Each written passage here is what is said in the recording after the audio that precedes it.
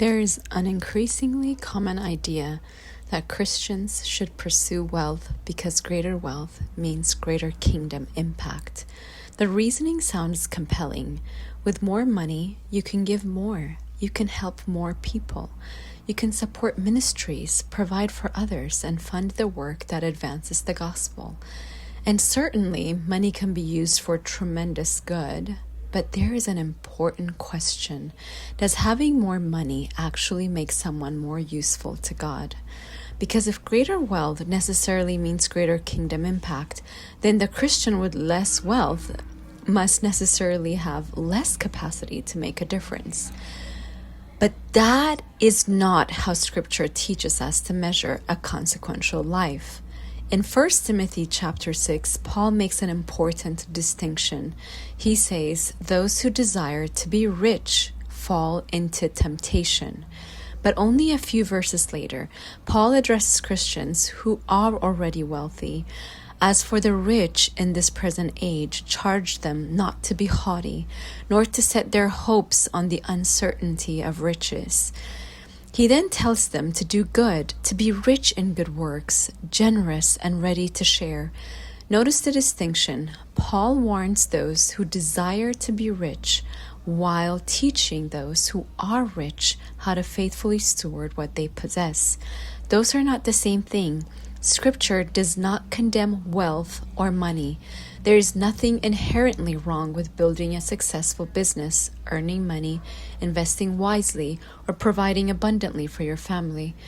And when God entrusts someone with wealth, that wealth can become a wonderful instrument of generosity.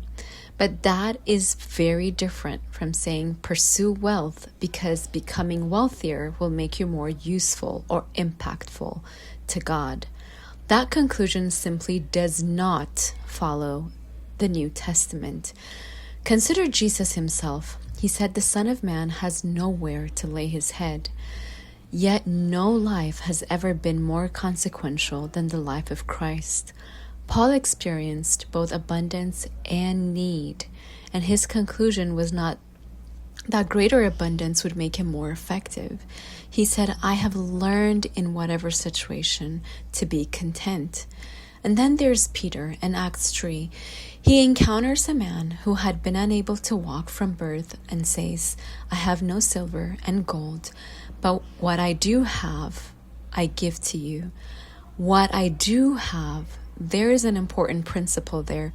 Christians can become so occupied with what they could accomplish if they had more, that they overlook what God has already placed in their hand.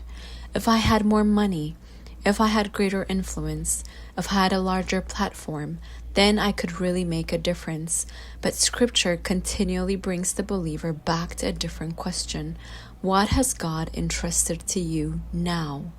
Who has He placed in front of you now? What has He commanded you to do now? God does not need to make someone wealthy before that person can become useful to Him.